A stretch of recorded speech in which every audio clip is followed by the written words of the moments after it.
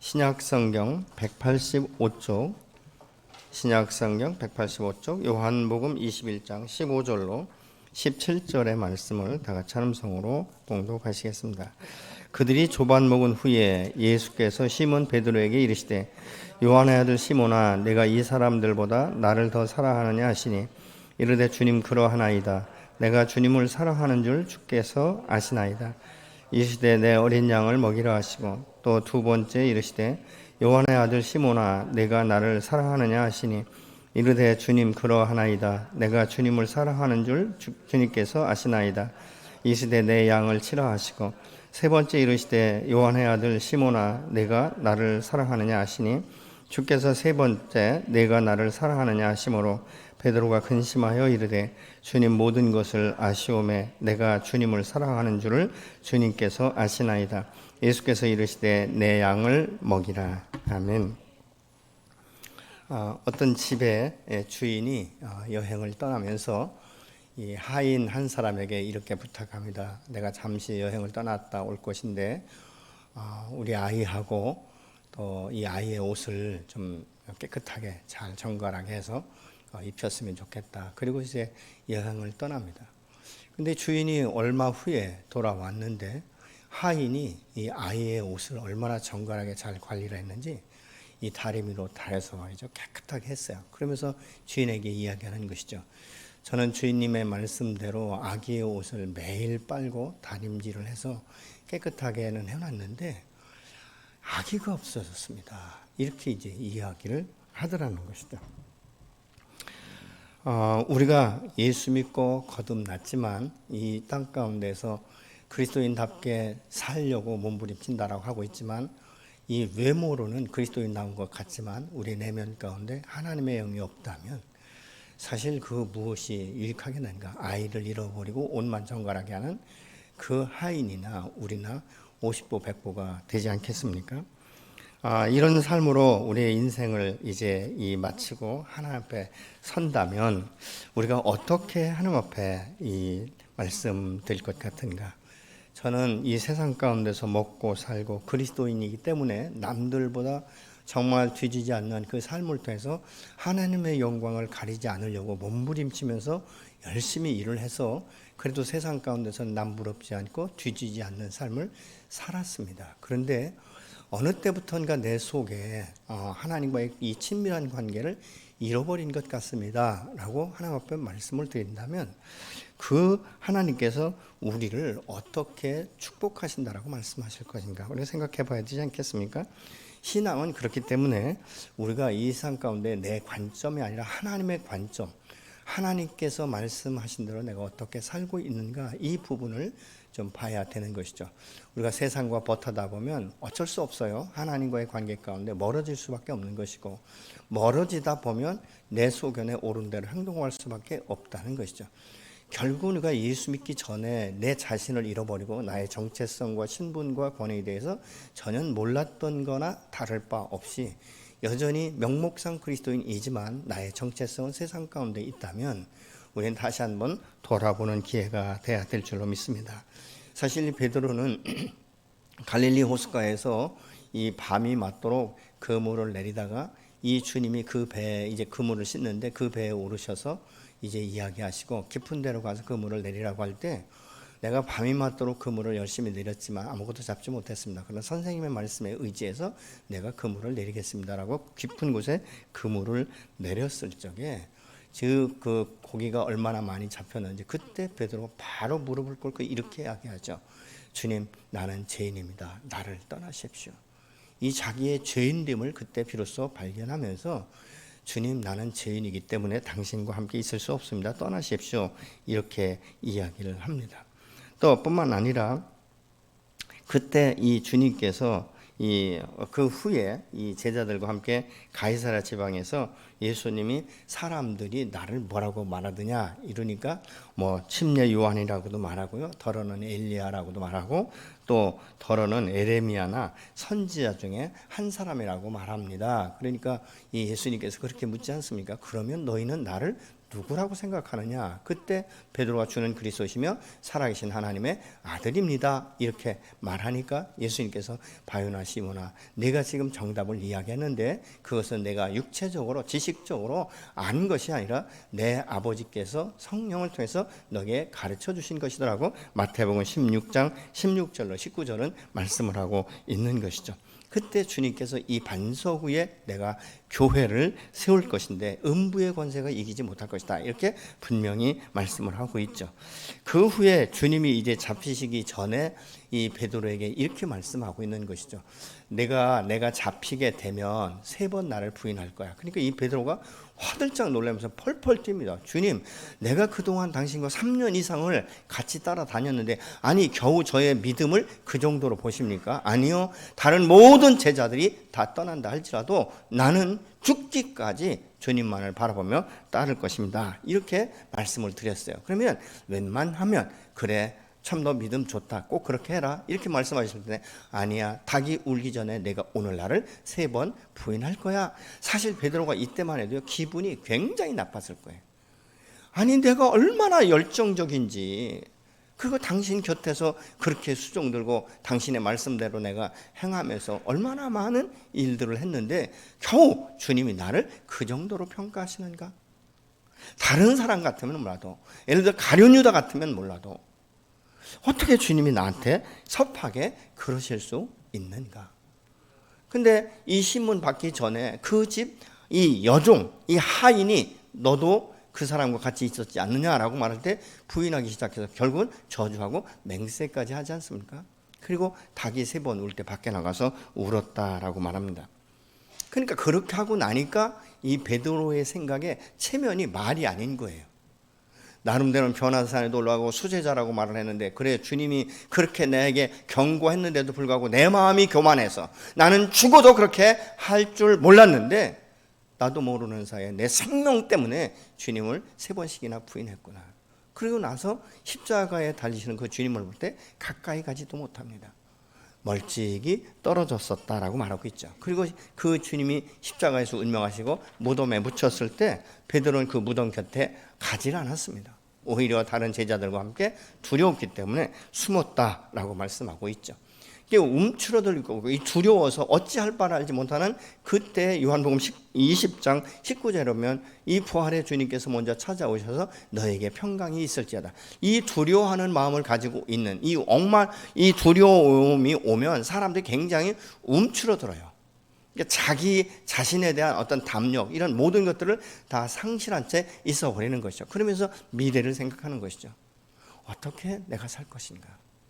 그래서 이 사람이 오늘날도 이 세상에 살면서 두려움과 염려, 이 근심으로 가득 차면요 미래가 암담한 거예요. 깜깜한 거예요. 보이지 않는 것입니다. 그러니까 주께서 아시면서 말씀하시는 것이 무엇입니까? 너의 마음 가운데 면요 평정을 찾아야 된다. 너의 마음 가운데 평안이 있을지어다. 이렇게 말씀하고 있는 것이죠. 근데 그럼에도 불구하고 이 베드로를 위해서 다른 제자들이 갈릴리 호수에 가서 고기를 잡기 위해서 이제 그물을 내리지 않습니까? 이것이 보면 이 자기의 정체성을 잃어버리고 자기를 실패자라고 생각하는 사람들의 전형적인 모습이에요.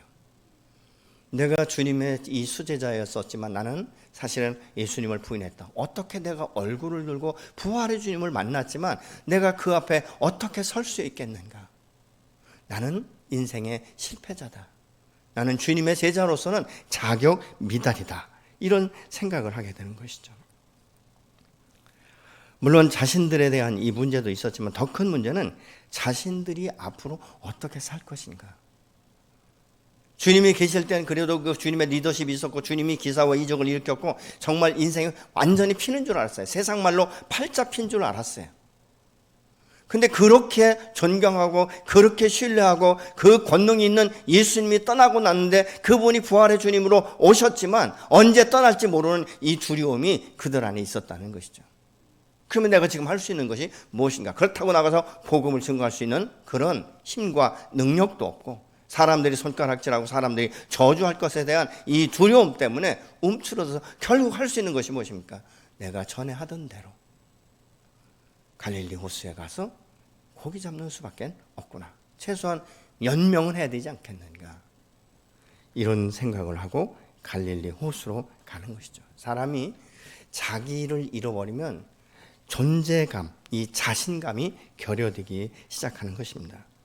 스스로 잘못을 깨닫고 연약해진 이 마음과 실의에 빠진 사람들에게는요, 이 잘못된 것을 콕콕 집어가지고 너 이거 잘못됐지, 그래서 너 지금 이렇게 된 거야, 이거 고쳐야 돼, 이러면요 더 기가 죽어버려요. 여러분, 이런 일들은요 어떻게 해야 되는가, 그 마음을 헤아려 주는 거예요.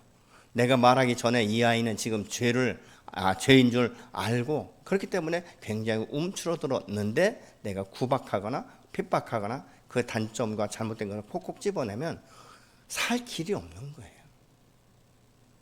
그럼 어떻게 해야 되는가? 위로와 격려가 필요한 것이죠. 단점보다도 장점을 더 들어주는 것이 필요합니다.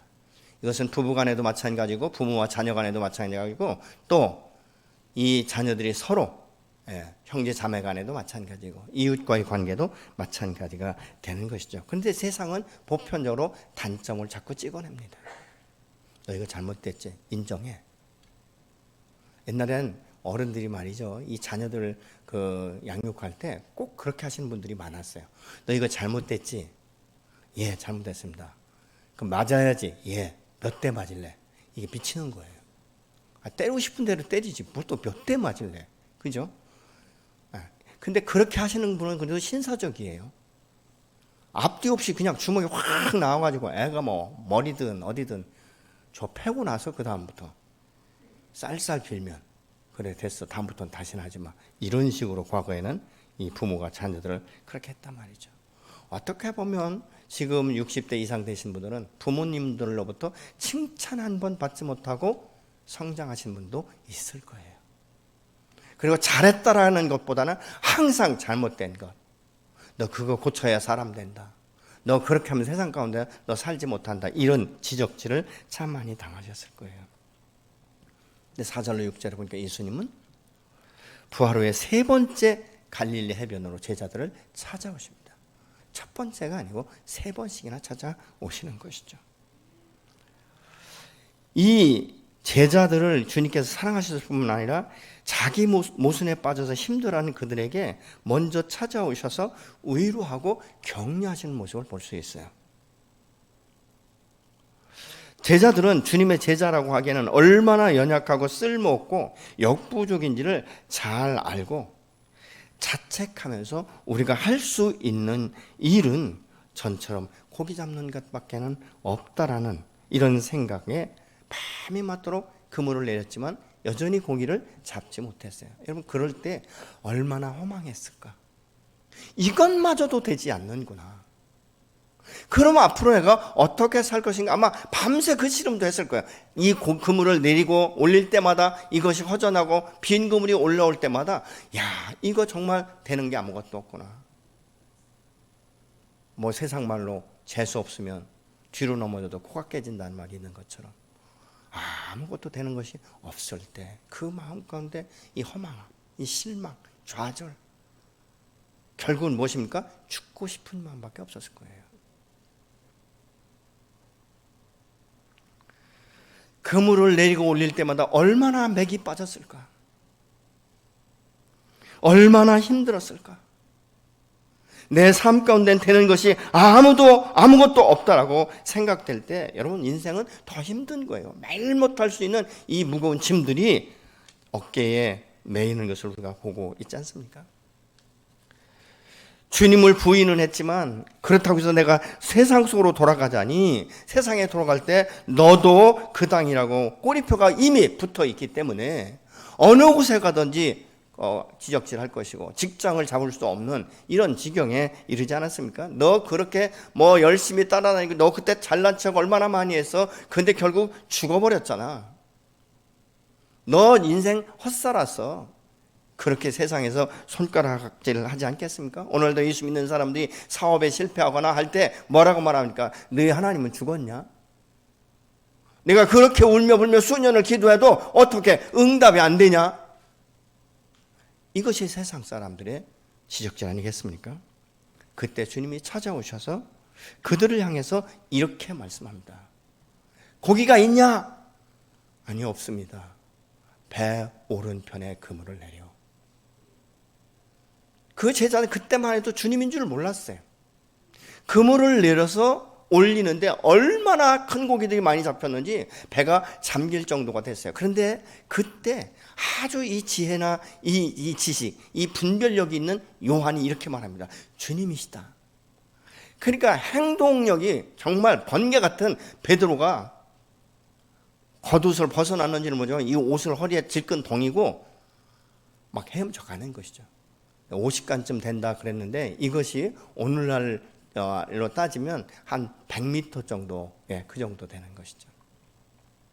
열심히 헤엄쳐서 해변에 올라갔을 때 아마 베드로는 그 수영하면서 아무 생각 없었을 거예요. 주님이시라는 이 한마디에 내가 어떻게 됐고 부인했고 내가 뭐 자책하고 이런 모든 것도 없이 그 주님이라는 말 한마디에 가서 헤엄쳐서 열심히 가서 얼굴을 맞닥뜨렸는데 아무 말도 없었어요.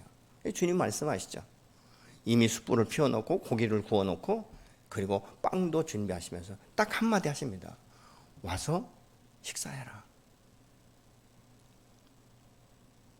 이 제자들이 얼마나 뻘쭘했겠어요. 그런데 주님이신 것을 알기 때문에 아무도 당신이 누구십니까? 라고 질문한 적이 없다라고 말하고 있지 않습니까? 그때 주님이 말씀하시죠. 너희가 잡은 생선을 더 가지고 와라. 여러분 같으면 어떠셨을 것 같아요? 아마 누가복음 12장의 둘째 아들도 마찬가지일 거예요. 내가 아버지 집에 가고는 있지만 아버지가 나를 어떻게 대할지 이거에 대한 두려움도 있었을 거예요. 그러나 아버지는 그 아들을 만났을 때 너 어디 가서 언제까지 허랑방탕하고 창겨 놀아느냐 이렇게 질문하지 않잖아요. 무조건 끌어안고 잃어버렸던 아들이 살아왔다. 그러면서 이 기쁨의 잔치를 배설하는 모습을 우리가 누가복음 15장에서 볼 수 있습니다. 이것이 하나님 아버지의 마음이에요. 이것이 하나님의 사랑이에요. 지금 여러분들이 처한 이 상황을 보면서 절대적으로 좌절하지 마시기 바랍니다. 하나님은 지금도 여러분 곁에 계신 줄로 믿습니다. 요즘에 어떤 이 형편에서 어떻게 사느냐 이것보다 훨씬 더 중요한 것이 그 상황 가운데서도 하나님이 여러분과 함께 계시느냐 아니냐 이것이 더 핵심적인 문제예요. 시편 23편에 보면 내가 사망의 음침한 골짜기로 다닌다 할지라도 해받을 것을 두려워하지 않는 것은 그때도 주께서 함께 하십니다. 내가 오늘 당한 이 환경과 이 열악한 이 고통의 관계에서도 내 주님은 변함없이 나와 동행하고 계시다는 확신만 있으면 우리에게는 소망이 있는 줄로 믿으시기 바랍니다. 제자들이 시대에 빠졌을 때 부활의 주님이 찾아오셔서 다른 질문하지 않잖아요. 두려워하는 자들에게는 평강이 있을지어다. 고기가 잡히지 않는 이 갈릴리 호수에 오셔서는 먼저 모든 이 아침을 준비하시고 밥을 먹으라고 말씀하시고 이게 무엇입니까? 내가 너희를 있는 모습 그대로 포용한다, 수용한다 이 뜻 아니겠습니까? 하나님의 사랑은 오늘 또 믿음의 사람들이 믿음의 사람답게 살기를 원하시는 줄로 믿으시기 바랍니다. 그 삶을 살아갈 수 있도록 하나님은 오늘 또 저와 여러분을 사랑하시고 붙들어 주시고 격려하시는 분이십니다. 다음에 조반 먹은 후에 주님이 베드로에게 질문합니다. 내가 나를 얼마나 더 사랑하느냐. 15절 그들이 조반 먹은 후에 예수께서 시몬 베드로에게 이르시되 요한의 아들 시몬아 내가 이 사람들보다 나를 더 사랑하느냐 하시니 이르되 주님 그러하나이다. 내가 주님을 사랑하는 줄 주님께서 아시나이다. 이르시되 내 어린 양을 먹이라. 마태복음 16장에서 예수님은 베드로의 이 신앙 고백을 듣고 그의 이름을 시몬에서 베드로 고쳐주신 후에 계속 베드로라고 부르셨어요.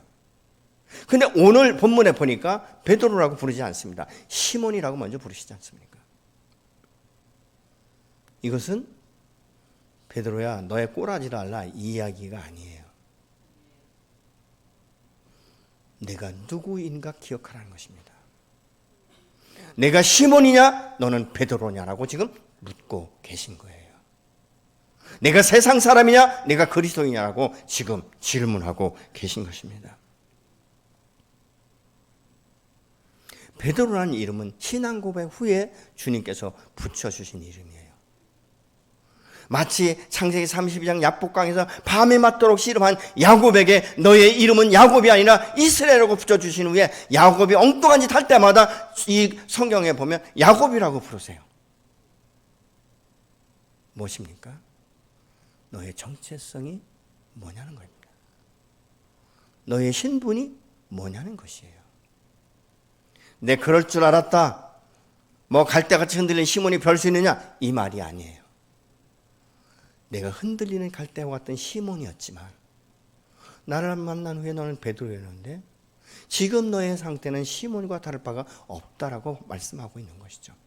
내가 누구인지 돌아볼 수 있도록, 내가 지금 어디에 서 있는지를 돌아볼 수 있도록 하나님께서 지금 말씀하고 있는 것이죠. 주님께서는 베드로에게 분명히 말씀하세요. 내가 스스로 깨달은 것이 아니라, 혈과 육에 나온 것이 아니라 내 아버지께서 너에게 가르쳐 주신 것이다. 성령의 역사가 아니고는 우리가 하나님의 뜻을, 하나님의 마음을, 하나님의 사랑을 알 수가 없습니다. 베드로는 부활의 주님을 만나고도 고기 잡으러 온 것은 반석 같은 믿음이 아니라 조약돌만도 못한 믿음을 가지고 지금 흔들리고 있는 거예요. 믿음의 뿌리 자체가 없는 것이 아니에요. 너무나 이 영적으로 침체가 오다 보니까 내가 누구인지를 모르고 내가 할 수 있는 일은 주님의 영광을 위해서가 아니라 나 하나 먹고 사는 이 문제, 그것으로 내가 할 수 있는 일은 지금 그것밖에 없다라고 돌아가고 있는 것이죠. 사람이 자기가 누구인지를 알기만 해도 훨씬 더 겸손해질 수 있어요. 하나님 앞에 얼마나 내가 은혜받은 존재인지를 깨닫기 시작한다, 그 말이죠. 주님이 아니면 죽을 수밖에 없는 나, 구원받을 수 없는 나에게 하나님이 얼마나 그 크신 은혜를 베풀어서 내가 오늘날 하나님을 아버지라고 부를 수 있는가. 이것은 교만한 마음이 아니에요. 낮은 마음, 겸손한 마음. 하나님의 은혜가 아니면 내가 살 수 없다라는 이 고백. 여러분, 이 고백은 아무나 할 수 있는 것이 아니에요. 낮은 마음을 가진 겸손한 사람만이 할 수 있는 것이죠. 본문에 보면 부활의 주님께서 시몬이라 부르셨지만 그가 예수님이 잡히던 밤부터 현재까지 그 삶에 대해서 전혀 말씀하지 않습니다. 너 그때 나한테 뭐라고 했어? 다른 사람 다 버리고 떠나도 너는 죽기까지 나 따라온다고 했는데, 아니 그 여자 하인이 한번 말 한마디에 확 돌아서서 어떻게 나를 부인할 수 있냐? 전혀 묻지 않습니다. 현재 너의 모습이 어떤가를 질문하고 있는 것이죠. 인간적인 관계라면 죽기까지 따른다고 해도 그 집 하인 말 한마디에 네가 그렇게 바뀔 수 있느냐? 내 그럴 줄 알았다, 이렇게 말할 수 있었을 것이에요. 참 내가 너를 그렇게 수제자처럼 여겼던 게 부끄럽다, 창피하다, 쪽팔린다, 이렇게 말할 수도 있었을 거예요. 그럼에도 불구하고 부활의 주님은 한마디도 그거에 대해서 질문하시지 않습니다. 만약 물으셨다면 베드로는 다시 예수님 앞에 머물지 못했을 것입니다. 맞습니다, 주님. 나는 평생 주님을 따라갈 수 없고 나도 언제 앞으로 어떻게 부인할지 모릅니다. 그렇기 때문에 나는 당신의 제자가 될 수 없습니다. 그리고 떠났을 수도 있는 것이에요. 주님이 지금 베드로에게 내가 나를 이 사람들보다 더 사랑하느냐고 물으시는 것은, 베드로가 부인한 원인은 믿음이 없고 마음이 연약하기 전에 주님을 사랑하는 마음, 이것이 작았던 거예요. 여러분, 우리가 부부 싸움을 아무리 피 터지게 해도요, 헤어지지 못하는 것이 사랑 때문이어야 되는데, 만약 자식 때문에, 돈 때문에, 갈 곳이 없어서, 자존심 상해서 내가 이혼할 수 없다라는 생각을 한다면 오래가지 못해서 언젠가는 결별할 수밖에 없는 상황에 다다라게 될 거예요. 그러나 사랑이 있다면 이 사랑 때문에 헤어질 수 없는 것이죠. 사랑은 많은 사람들이 받기를 원해요. 그 부족한 부분을 채워주기를 원해요. 근데 하나님의 사랑은 주는 거예요. 여러분, 하나님께서 언제 어느 성경을 보다 너 사랑 나한테 다 바쳐. 네가 얼마나 사랑하는지를 내가 보고 너를 사랑할 거야 라고 말씀하신 거지 한 구절도 없습니다. 어쩌면 우리는 고멜과 같은 사람인지 몰라요.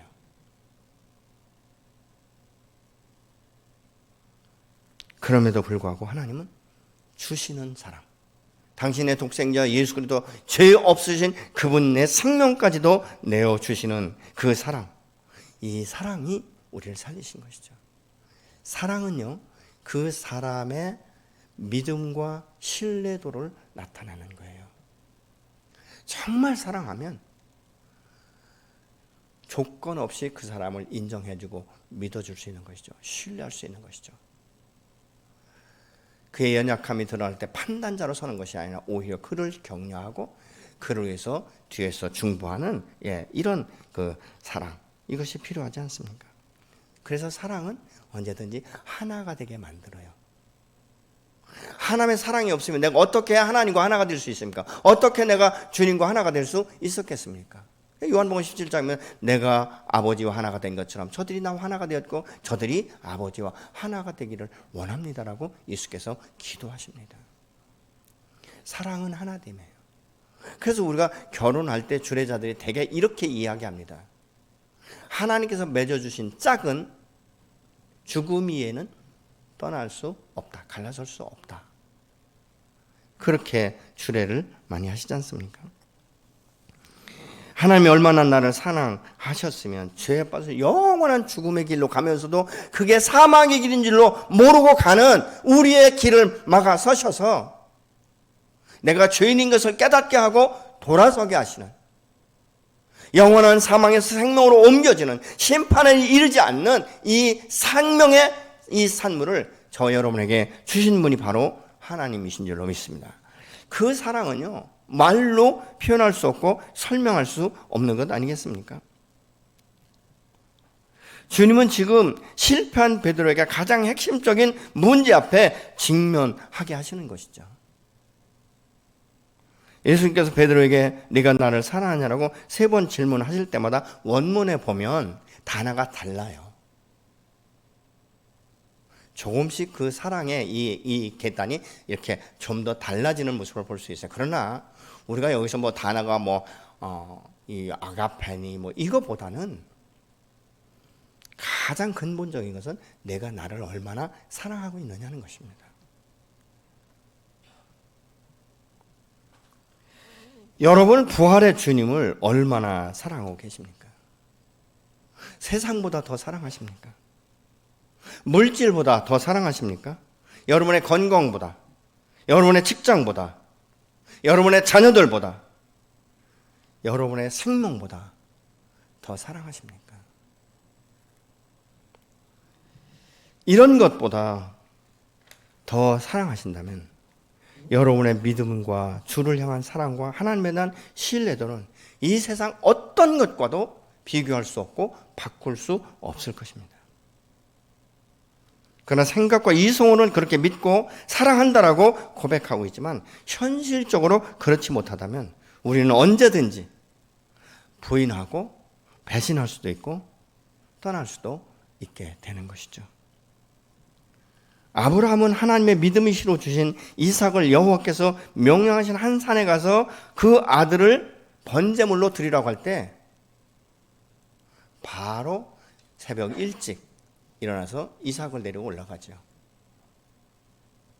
그래서 이삭이 가다가 이런 질문을 해요. 아버지, 모든 것은 다 준비됐는데 제가 볼 때 번제할 양이 없어요. 그때 그 가슴이 얼마나 아팠을까, 얼마나 고통스러웠을까. 그러나 그 아들에게 아브라함이 뭐라고 대답합니까? 번제할 양은 하나님이 예비하셨다. 너라고 차마 할 수 없기 때문에. 그리고 그 아들을 제단을 쌓고 그 위에 결박해서 아들을 번제물로 드리려고 할 때 주께서 나타나시죠. 창세기 20장 12절을 보시겠습니다. 사자가 이르시되 그 아이에게 네 손을 대지 말라. 그에게 아무 일도 하지 말라. 그에게 아무 일도 내가 내 독자까지도 내게 아끼지 아니하였으니 내가 이제 네가 하나님을 경외하는 줄을 아노라. 그 주인이 된 어린 양을 아브라함이 발견하면서 여호와 이레의 하나님이라고 고백하고 있지 않습니까? 사랑은 내 부족한 것을 채우기 위해서 다른 사람의 사랑을 요구하기보다는 내 것을 내어주는 것. 그래서 이 복음송에 보면 사랑은 다 주는 것이다라는 복음성이 있지 않습니까? 세상은요, 사랑에 대해서 보면 긍정적인 것보다는 부정적인 게 많아요. 당신과 나 사이에 저 바다가 없었으면. 저는 전에 그 트롯 그거 할 때 그 어린애가 그 정동원이가 사랑은 눈물의 씨앗이라는 이 노래를 부를 때 기가 막히더라고요. 저 아이가 저 뜻을 알까? 아니 사랑은 눈물의 씨앗이라고 말하겠어요. 이게 뭐예요? 진정한 사랑을 세상에선 줄 수 없는 거예요. 결국은 그 사랑에 눈멀었다. 그 사랑 때문에 인생을 실패하고 꼬여서, 그래서 누가 사랑이 뭐냐고 물어보면 눈물의 씨앗이라고.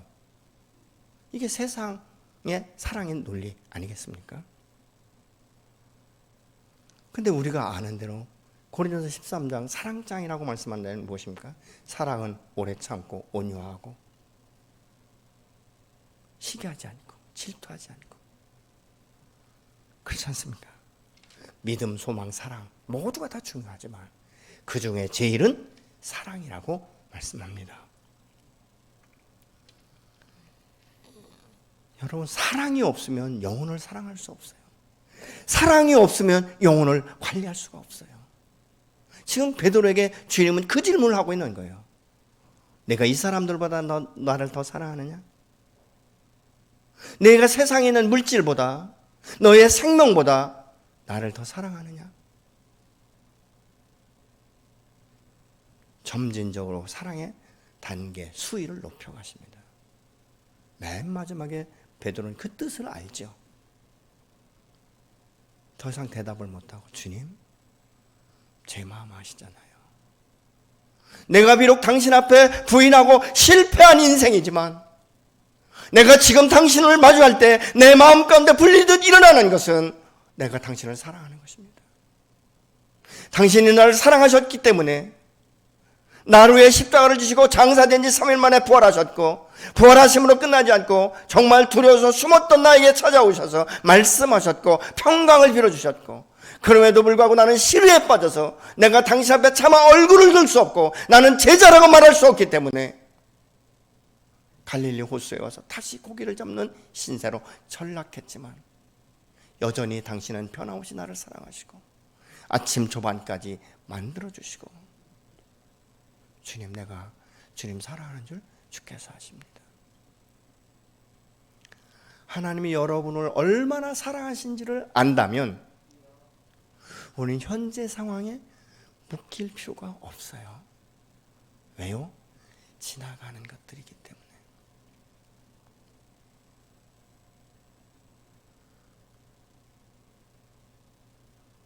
어떤 목사님이 저한테 이런 연락을 했어요. 목사님, 제가 단독 목회를 하다 보니까 참 목사님 많이 생각이 납니다.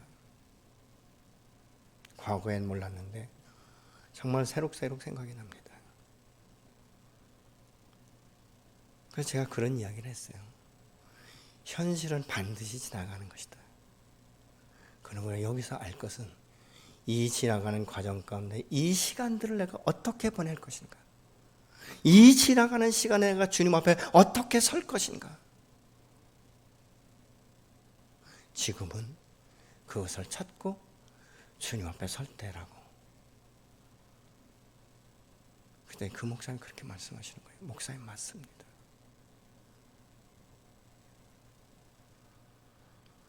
사랑이 없으면 영혼에 대한 관심이 없어요. 주님을 사랑하는 마음이 없으면 전도 집회를 하든 말든 관계없어요. 지금 세상을 바라보면 이 흩어진 양무리들이 얼마나 많은지 모릅니다.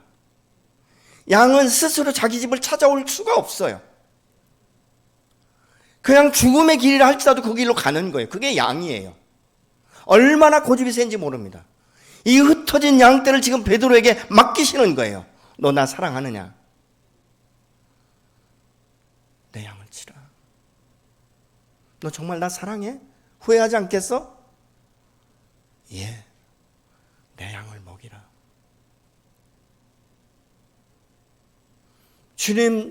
주님께서 나를 얼마나 사랑하시는지 나 더 이상 대답할 수 없습니다. 내 속을 보시는 주님께서 내 속에 내 생각이 어떤 것인지 알고 계시지 않습니까? 그 후에 베드로는 흩어진 양무리를 향하여 사도행전 2장의 성령의 충만을 입은 후에 나가서 선포하기 시작합니다. 많이 흩어져 있는 사망의 길로 가고 있는 그 양들을 향하여 복음의 메시지를 전할 때 하루에 3,000명씩 5,000명씩 회개하는 역사가 어디에서 나타나는지 아십니까? 예수께서 나를 사랑하시는 것처럼 내가 하나님을 사랑하고 하나님의 사랑이 내 안에서 샘물처럼 솟아 흘러갈 때 그 지경을 넓히는 거예요. 마치 에스겔 47장에 이 성전 미문에서 흐르는 그 미약한 물이 일천적을 측량하고 흘러갈 때마다 그 물이 창일했던 것처럼 우리가 생명의 복음을 전하고 하나님의 사랑으로 영혼을 품고 눈물로 기도할 때 하나님께 그 영혼을 주께 돌아오게 하고 그 영혼이 주께 돌아온 것으로 끝나지 않고 교회 공동체는 그들에게 생명의 말씀으로 양육을 시키고 제자 훈련을 시켜서 또 다른 영혼들을 사랑하면서 그 복음을 증거할 수 있도록 그것이 바로 아버지의 사랑이 우리에게 흘러오는 것이고 이 사랑을 내게서 멈출 수 없어서 예수 그리스도에서 말씀하신 대로 그 배에서 생수의 강이 넘쳐나리라고 말씀한 대로 우리를 통해서 지금도 그 양무리를 바라보게 하시는 희어져 추수할 때가 되었는데 일꾼들이 없다라고 한탄하는 주인처럼 주님은 저와 여러분을 지금도 부르십니다. 이 시간 주님께서 여러분의 면전에서 사랑하는 아무개야 내가 나를 사랑하느냐? 얼만큼 사랑하느냐? 세상보다도 돈보다도 너의 직장보다도 너의 자식보다도 아니 너의 생명보다도 나를 더 사랑하느냐라고 질문하신다면 어디까지 대답하실 수 있겠습니까? 우리가 지식으로 대답하기는 너무 쉽습니다.